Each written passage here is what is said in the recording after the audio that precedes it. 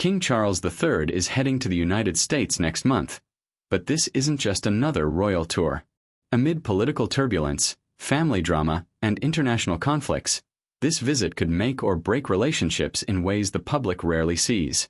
State visits are supposed to be joyful, ceremonial, and unifying, but they can also expose hidden tensions that even kings can't control.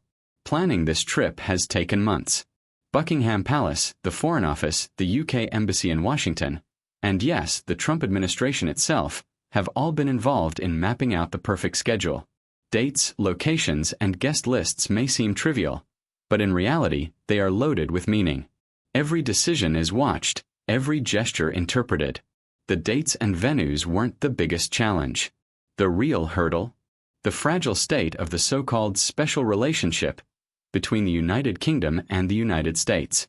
Right now, that special relationship isn't feeling so special. King Charles is arriving in a country led by a president who thrives on spectacle but also leads under a cloud of controversy.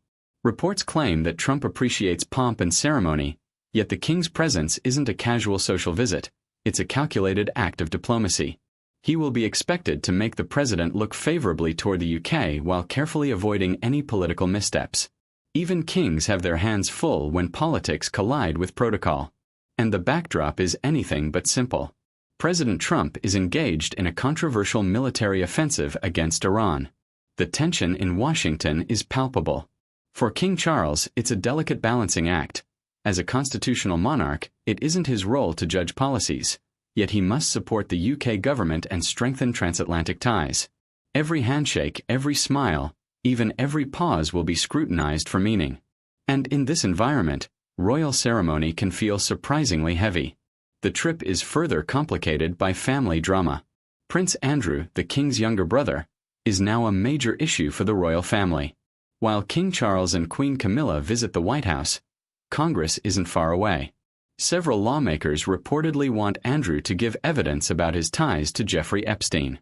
Buckingham Palace has remained silent since Andrew's legal troubles began earlier this year. But this shadow follows the king across the Atlantic, creating an awkward tension that no itinerary can fully resolve. And then there's the matter of the Duke and Duchess of Sussex. Prince Harry and Meghan Markle, along with their children, live in the U.S. The king has only met his granddaughter, Lilibet, once. Speculation swirled that there might be a family reunion during this visit, but BBC sources suggest no meeting is planned. It's a stark reminder that even a monarch can't escape private tensions, and family dynamics are as much a part of diplomacy as state dinners and speeches. Speaking of history, this visit is happening in a year of significance. The United States celebrates its 250th anniversary of independence. Buckingham Palace says the trip will celebrate historic connections and the modern bilateral relationship. King Charles is expected to address Congress, a high-profile platform for any royal. It's not the first time a British monarch has visited under turbulent circumstances. In 1957, Queen Elizabeth II visited President Dwight Eisenhower in the aftermath of the Suez Crisis. Decades later, she returned to mark America's bicentennial during the political fallout of Watergate. Each time, royal diplomacy served as a stabilizing force. Lessons from the past echo loudly today. Queen Elizabeth II once told President Gerald Ford at a state banquet, "We live in times of uncertainty. We must never lose sight of our basic values, nor underrate the worth of what we know to be certain." 50 years later, her son faces a similar test. Soft royal diplomacy continues even in the most turbulent times. But for King Charles, the stakes feel higher. Between global conflicts, family controversies, and the fragile state of international relations, this isn't just a ceremonial visit.